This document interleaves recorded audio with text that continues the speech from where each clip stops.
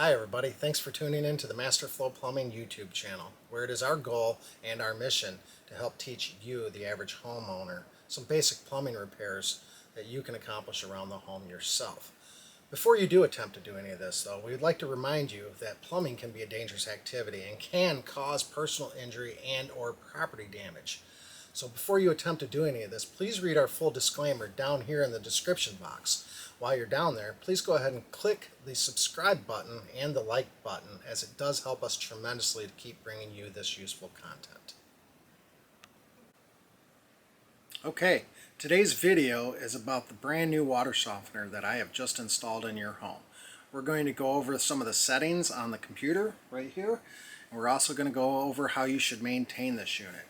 Now, if you didn't buy a water softener from me today and have me install it, some of this stuff may also apply to the water softener that you already own, so there may be some useful tips here for you. So let us begin. We're going to start with setting the time. There's a clock button on here. It's real simple. We're going to press the clock button until it lights up. We're going to press it again, and then we can go up and down, and we can set that time however we want. Make sure that after you do, you hit the next button, move over to the next one, then next, like that.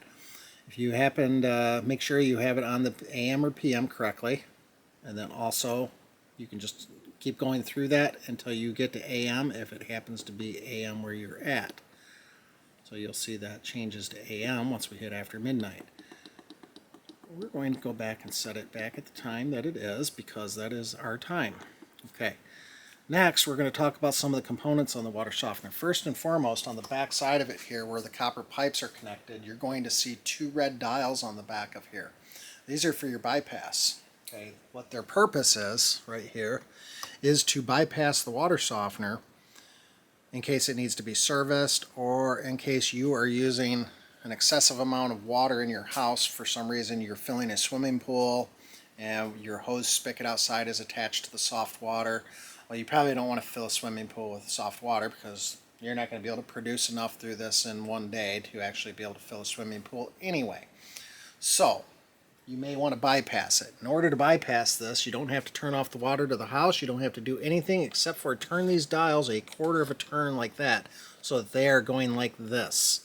When you do that, you're going to have hard water everywhere in your house, and that until you turn it back. So, and when you turn it back, that puts it back in service, and then you're back to having soft water in your house again. Keep in mind, there can be a delay if you've actually been using other things in the house while you had it bypass.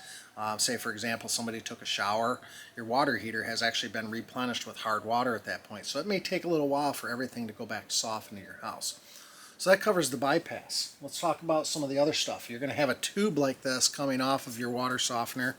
This is actually our discharge tube, and it is likely going over to a sump pump or a floor drain or into the sanitary sewer system in your home, which we prefer not to do, so we always try to do a floor drain or sump pump discharge on these.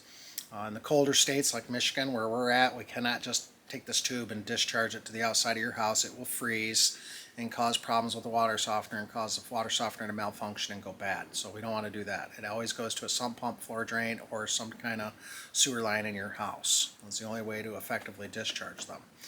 Next, you're going to have the salt tank. Okay, the salt tank is exactly that. It's where you put the salt for your water softener. This one is actually in our shop at the Masterflow Plumbing World Headquarters here. And so this one is actually waiting to go into a customer's house, and it is not hooked up, so there is no salt in it. But we're going to cover a couple of things. Inside of this salt tank, at any given time, there's going to be about 3 to 5 gallons of water down in the bottom of it. That is where your salt sits in there and creates a brine solution. That brine solution is then drawn through this tube right here that comes out of the salt tank. You actually see it's attached to here, and it's actually attached to the water softener up here. This one's coiled up right here, and it may or may not be like that in your home, but for demonstration purposes, that's what we have here. Now, this tube right here actually draws that brine solution out of the bottom of this tank and is actually injected into the water softener itself, and is actually used to do two things. It's used to clean the water softener, and it's also used to re-ionize the mineral bed that's inside the water softener. that is actually what softens your water, is that mineral bed that is inside this softener. The salt is not softening your water. It's a reaction to the mineral that's actually inside of this cylinder right here that is actually softening your water. The salt helps it. The salt helps, it cleans it, but it also helps it to attract the minerals in the water that it wants to capture and filter out of your water, so that you do not have all those pesky water stains and hard water deposits in your home. So that's that. Now when it comes to the salt tank, I always tell people that you don't want to run your water softener out of salt. That's never good for it to do that. If you do it, don't panic, just get some salt in it, and then we'll talk about how you do a manual regeneration on it. I typically tell my customers not to fill this salt tank all the way up to the top.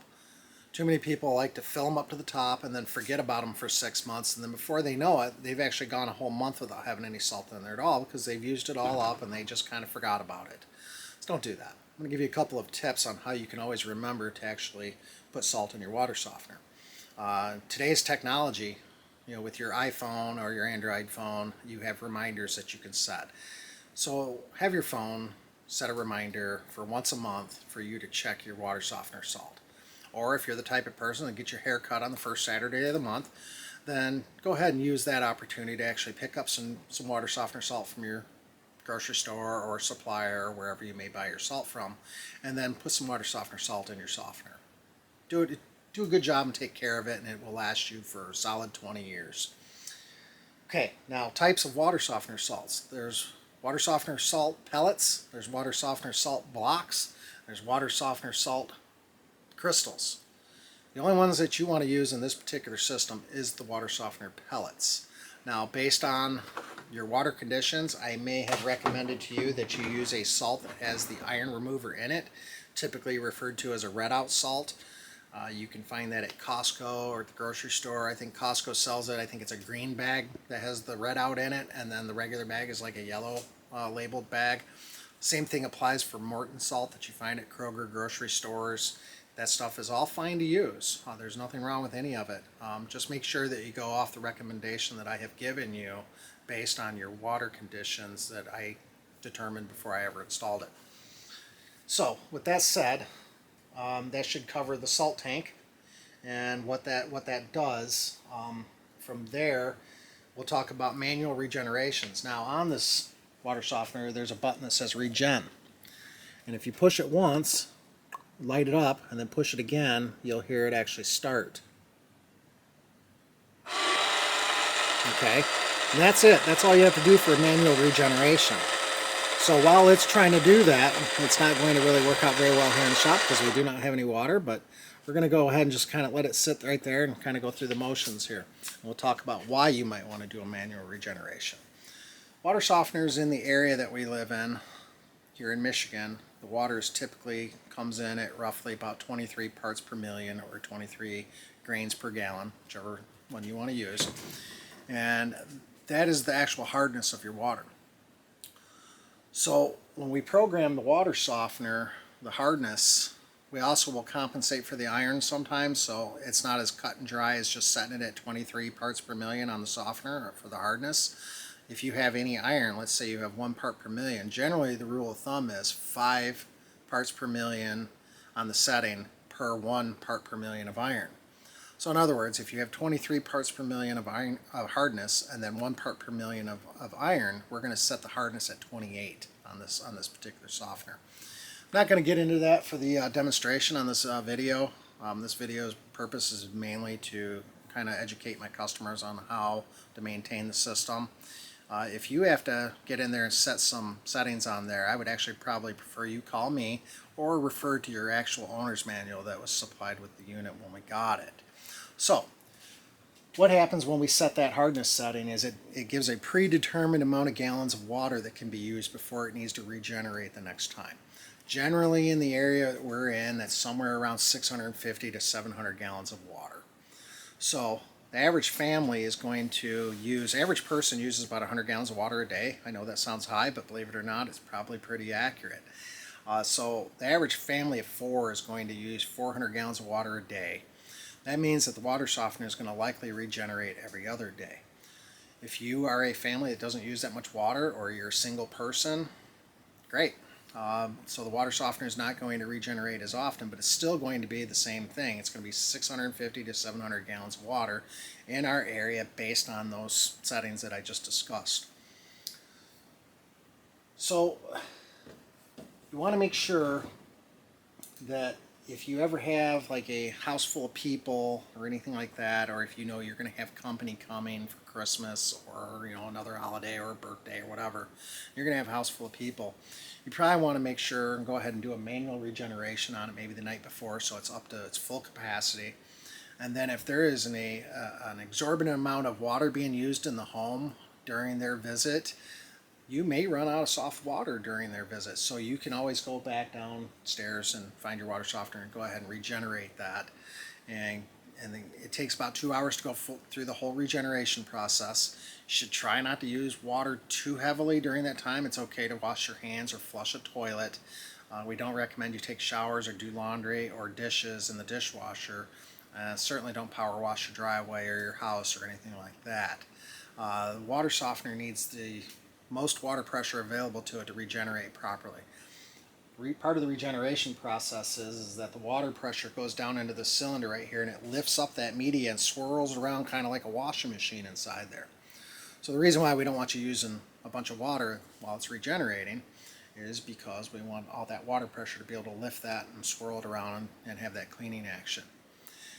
Your water softener is programmed from the factory to regenerate at 2 a.m. Based on conversation with you and your lifestyle, I may or may not have changed that. If you work nights and you sleep during the day, then we probably have changed it to regenerate to 2 p.m. instead of 2 a.m. Other than that, that's pretty much all you really need to know about this unit. If you ever have any real problems with like excessive amounts of water inside this salt tank, or your water's just not soft, and it just doesn't seem right to you, you probably need to call me or call another water softener professional to come check it out. Thank you for tuning in today. I'd like to remind you to go ahead and click the subscribe button down below. It is free of charge to do that. It doesn't cost you money to subscribe to our YouTube channel. And if you can, go ahead and like the video and other videos that we have posted. And have a nice day.